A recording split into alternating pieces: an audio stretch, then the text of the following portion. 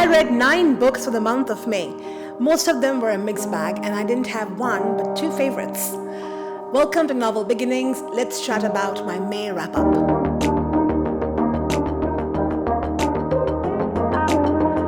The first book I want to talk about is History Lessons by Zoe B. Walbrook. This is about Daphne Overture, who is in her late 20s and has just started in Harrison University as an assistant professor of history. Her expertise lies in French colonialism. Daphne has a wonderful gaggle of friends, is beloved by her students, and is admired by her immediate superior. However, when a murder takes place in the university of a very popular professor, Daphne finds herself embroiled in this murder. What she then finds that unbeknownst to her, this victim actually has left some very crucial evidence, and that puts a mark on Daphne's back. Now it's upon her to resolve this mystery and absolve her from being the next victim. I really liked the characterization of Daphne. She was described as this vivacious, this very extremely bright, and somebody who was really passionate about her subject. She had a naivety about her, and I really liked overall portrayal of Daphne as a character. Unfortunately, that is where this positive element of this book ends. I was looking forward to reading this book because when I was reading the synopsis, they had a diverse cast. Like the detective on this murder, solving this murder, was an Iraqi detective. Her friends are from countries like Sri Lanka. Daphne herself is from West Africa. So with such kind of representation, I was hopeful that this is going to be a wonderful read. However, I feel that the author was trying to do too much. She really wanted to incorporate things like systemic racism and sexual assault and prejudices against black students. Whilst these are very important topics, but they're heavy topics, and tying them with this murder, I don't think it kind of ended up working. Also, every time Daphne and her friends, and mind you, they're professors and they're researchers and established in the field, whenever they would talk, they would only talk about men. I'm like, come on, man. You do talk about men, but that cannot be the sole focus. So while it had the elements to be a good book, somehow it didn't work for me. I gave this book 2.75 stars. The next book I read is The 10-Year Affair by Erin Summers. We have Kara and Sam who meet at a baby class. We meet them when they both are in their late 20s or early 30s. The first day when Kara sees Sam, she is smitten by him and develops an infatuation. And what she does is creates this imaginary parallel world where she's having a torrid affair with Sam. Sam, on his part, kind of keeps all their interactions quite flirtatious. They then bring in their spouses and they become a nice group of friends. Elliot is Kara's husband and Jules is Sam's wife. Over the years, Kara and Jules also become good friends. And what happens, but Kara continues to slip away in this escapade where she continues to have this affair with Sam. Now, to me, this book is a lot of things. What I really liked about the book is the sparse language. I feel that Erin Summers was quite frugal in the way she expressed emotions and wrote about their conflict, or even when she was escaping into these exotic locations where she's imagining this affair with Sam. I quite liked it. It reminded me of Flesh by David Salsey. I don't know, the writing structure, I think, lends itself to developing quite interesting characters, and which is why even after a month I'm still thinking about this book. I also feel that this book kind of was drawing a juxtaposition between the domestic mundanity in Kara's life and this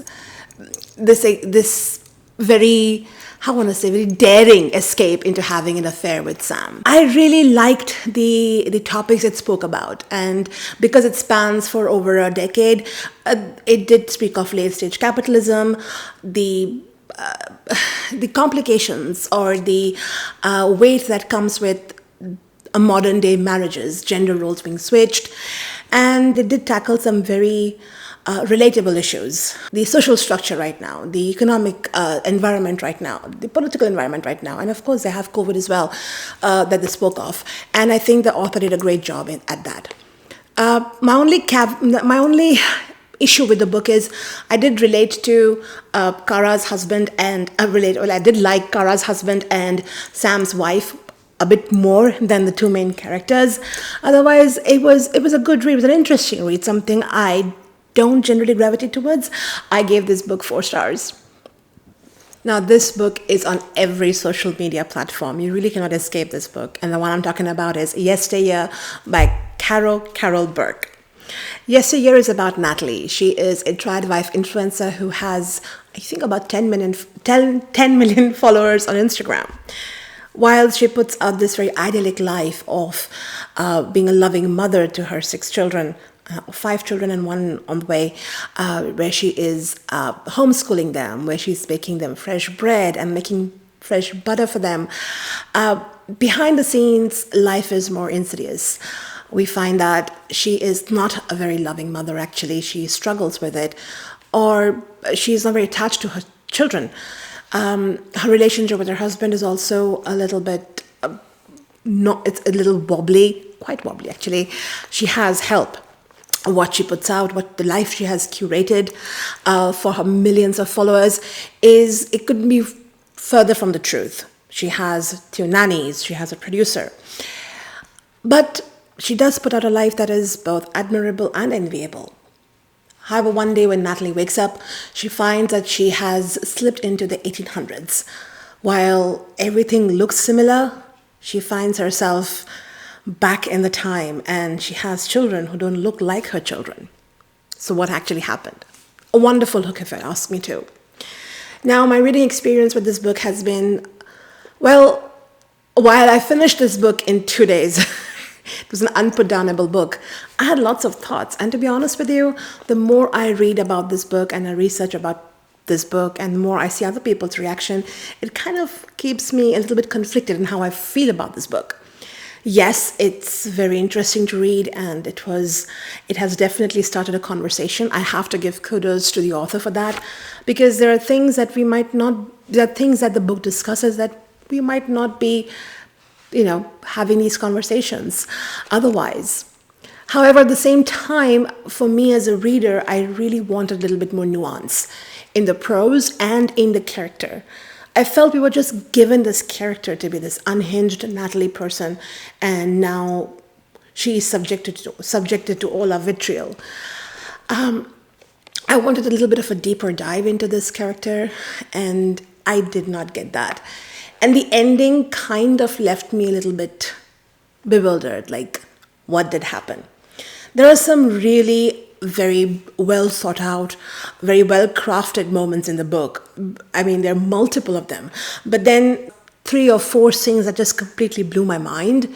And they really made Natalie an interesting character, but we don't get enough material for a character study into Natalie. So I am, like my thoughts on this book, my bar for rating this book is also kind of always sliding from one side to the other.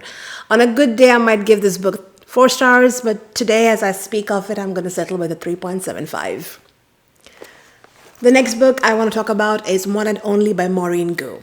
I'm on the lookout to read romance books. Actually, a lot in books in every genre where the female main character is in her late 30s or early 40s and older. And when I stumbled upon One and Only by Maureen Gu, I was like very excited to read this book because our main character, Cassia, is a week away from turning 40. The story is about, do you listen to your heart or do you listen to the fate? I think this is a very nice, light-to-read book. I had a lot of fun. There were some scenes that really made me giggle and kick my feet. I liked the characterization of Cassia. She is a very self-assured woman. She knows what she wants. At the same time, there is a struggle of being burdened by the expectations that her family has on her. We also see her past, we see her interactions with both the other male characters. All in all, it was a decent read, and it wasn't something groundbreaking. Like, I I didn't jump off my chair when I was reading it. But like I said, I had a good time. I enjoyed the book. So I want to give this book, again, somewhere between 3.75 and a 4 star. Again, I'm going to fluctuate because I did think there were some elements that kind of slowed down the pacing of the book, but the overall enjoyment of the book was there. So that's why my slider is sliding between 3.75 and 4 stars. The next book I'll talk about is The Secret Lives of Murderers' Wives by Elizabeth Arnett. We are in the 1960s and we meet Beverly, Elsie, and Margot. Now, what do these three women have in common? Well, they were married to three heinous serial murderers. Now, their sins have been incarcerated or they have taken their own lives, but they're kind of reeling from this trauma, deceit, and grief. And they've found solace in a friendship that they share with each other. Parallelly, there is another serial murderer that is on loose, and young girls are being killed almost every week. And these women kind of find it incumbent upon themselves to try and find this murderer because they have this guilt or shame that even though they shared their lives and their families with these men, they were the last ones to know what they were up to. I really enjoyed reading this book, especially the characterization of these three women. They were so distinct from one another. And when the author was writing about this inner turmoil and this guilt and this pain, I think it was so wonderfully brought about on this page. Now, I do think there was a bit of a pacing issue because something riveting of another murderer happening and they're trying to resolve it in their own means. And mind you, this is 1960s, so there is a whole lot of misogyny happening at the same time. I just think that there were some elements that were emotional, and while they were important in the book and the characters, it kind of was taking away from the murder investigation that the three were involved in. But all in all, I really had a good time, and it was such a unique book to read. It really took me back in the 1960s. Well, the way they were able to paint that picture, the Californian summer, it was very well done. I really had a good time reading this book, and I gave this 4 stars. Now I'll talk about 2 books that I was really, really looking forward to reading this year. And the first one is The Night We Met by Abby Jimenez. I'm a huge Abby Jimenez fan. I have read 4 books by her. I'm yet to read the first trilogy that she wrote way back when. I did enjoy the last book that she came up last year in the new trilogy, which is, I think, Say You'll Remember Me, which I really liked. And it was quite divisive and people had varied opinions. I happen to love that last book. So, needless to say, I was really excited and I was looking forward to reading this book. The Night We Met is about Larissa, Chris, and Mike. I had fun reading this book. But like I said, I have read 4 books by her, and somehow I will compare this one with her other 4 books.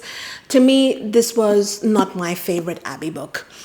What I liked is I really liked my characters, especially Larissa. I think she was such a well thought out 29-year-old girl. She's driven, she is sensitive, she has she's a good human being, and I was really drawn to her character.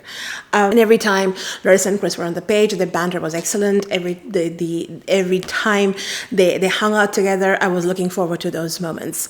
However, I did feel that there was a lack of supporting characters, and because there was a lack of supporting characters, I feel that I was too much in Chris's head and too much in Larissa's head. And that kind of at some point became a little repetitive. I also did not like things after a breakup that happens and whatever transpires. So all in all, I did have fun with this book, but I had quite a few issues, and this was not my favorite Abby book. I did give this book 4 stars, and I would recommend this book and I don't think that you have to read them in order or you have to read one, because I started reading with yours truly, which was the second book in the previous trilogy, and I have loved that book and the entire trilogy. So I don't think you need to read all of them in order. But yeah, so if you read this as a first Abby book, you will love it. If you read this without having read Say You'll Remember Me, you will still love it. Just because I happen to be a huge Abby fan, I immediately was trying to find some comparisons, and it kind of was a weak one for me. The next book that I was so excited to read is Rites of Starling. This is the second book in Shield of Sparrows series by Devney Perry. And I think for my 2025 best reads, Shield of Sparrows was one of them. I really, really enjoyed that book. I am not much of a romantic fantasy reader, but Shield of Sparrows was something I really liked. I liked the characters, I liked the world building, I liked the magic. So yes, I was looking forward to this book. Now, as far as the plot is concerned, I really can't give you a lot because that kind of gives away whatever happened in the first book. But without any spoilers, I can say that we get another POV in the book, and that is kind of important because it helps building up the magic system a little bit more. You get an insight into politics of the system, of the world of Calandra, I think. Yes, the world of Calandra. Now, I did like where this book ended. I did like the end result. I liked how much more details we get, and I liked how much, I won't say in-depth, but we do get some very interesting takes in terms of the politics and other characters. New characters are introduced. So I did like the end result, but I wasn't a big fan of how we got there. By that I mean that I think while I was reading this, I just kept on thinking, okay, why do I need to know this? Why do I need to know this? And towards the last 25%, there was this huge barrage of info dump. And that is something I wasn't a big fan of. So I liked the story. It was a good follow-up book, but it wasn't as good as Shield of Sparrows. I gave this book 4 stars. And I am excited to read the third book. Now, coming down to my 2 favorite books that I read this past month. One of them was for my IRL book club. This is Aisa's Ballad by Magda Szabo. This book was written originally in Hungarian in 1960s and now has been translated by George Saritz, I think. What is this book about? This is about Isa. Isa is in her late to mid 40s, and she is a very accomplished doctor who's practicing in Budapest, Hungary. And when we meet her at her father's Vince's funeral. After Vince was buried and after the funeral, Isa tells her mother, Etty, that she should move in with her and leave the countryside and move into modern Budapest in her swanky new sprawling apartment. Etty, a woman of 75 years of age who has lived most of her life in the countryside of Hungary, is now completely gobsmacked when she sees a refrigerator. And she is trying to find a purpose in a life which was defined by her family, taking care of her husband and her daughter. This book was extremely emotional because this is about 2 women, very strong women in their own right. And they are definitely, there is a conflict because Isa, to her, she's doing everything right as a daughter and as a doctor. She knows what her mother needs. She knows that her mother should not be mourning or grieving the loss and demise of her father because it's going to be detrimental for her health. And she just wants her mother to sit like a doll. But at the same time, Etty, she is, like I said, her whole life was defined by taking care of her family. She is now looking for purpose.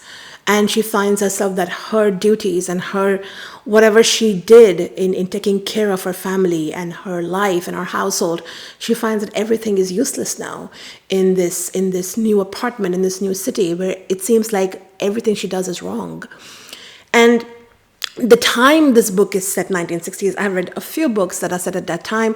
I feel that, and even in my personal experience, I find, people who have grown up at that time, like my elders in the family, they have this thing of swallowing up your pride, swallowing up your anger, very stoic, right? And you see that in these characters. It was such an emotional book. I really ate it all up.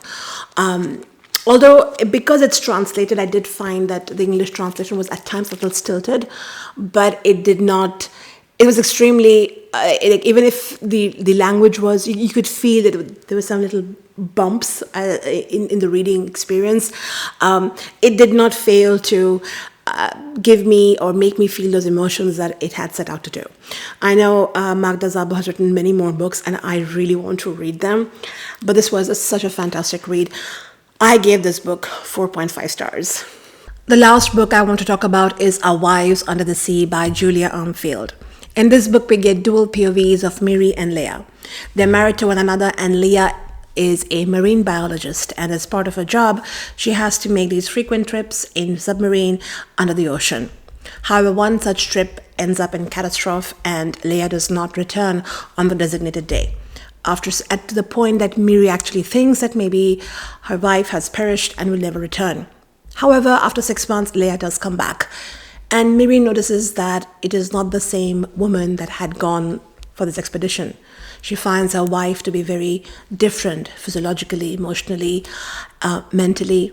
And what we get in these two dual POVs is Miri is describing how in the present time she is seeing her wife and describes her changes.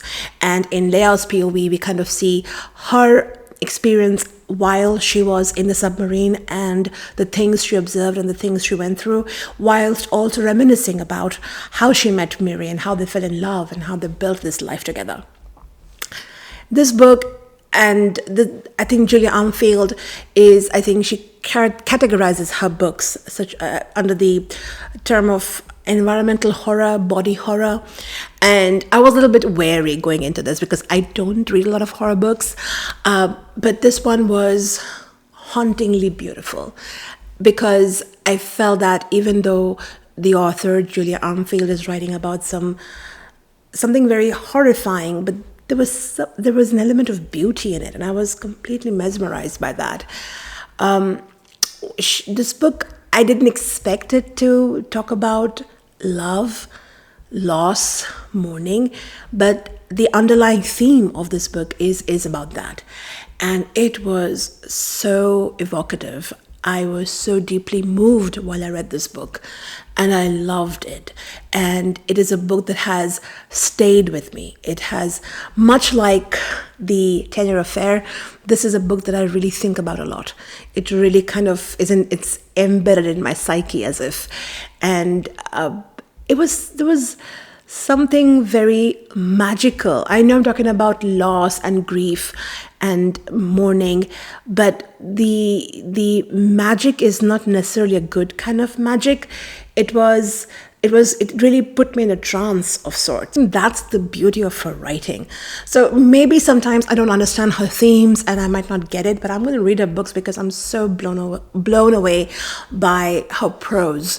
It's not overly poetic or flowery, but she's able to bring so much on the pages that I loved reading this book, and I was so emotional at the end of it. I know both these books, Aisa's Ballad and Wives Under a Sea, were very emotional books of this month, and I gave Our Wives Under a Sea like 4.5 stars. It was such a good book. So with this, we come to an end to this video. Like I said, it was a mixed bag. There was only one book that kind of didn't do for me, that was History Lessons. And everything else was somewhere in the middle of the spectrum. I did have high hopes going in for Abby and Daphne. They were not bad books. I wouldn't say that, I was disappointed. I think I had very high expectations and they didn't quite live up to it, but the end of the story is that I really had a good time reading it. With this, we come to an end for May wrap-ups.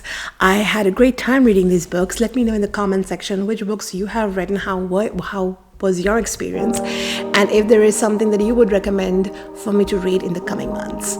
I hope you all take good care of yourselves and see you next time. Thank you for watching.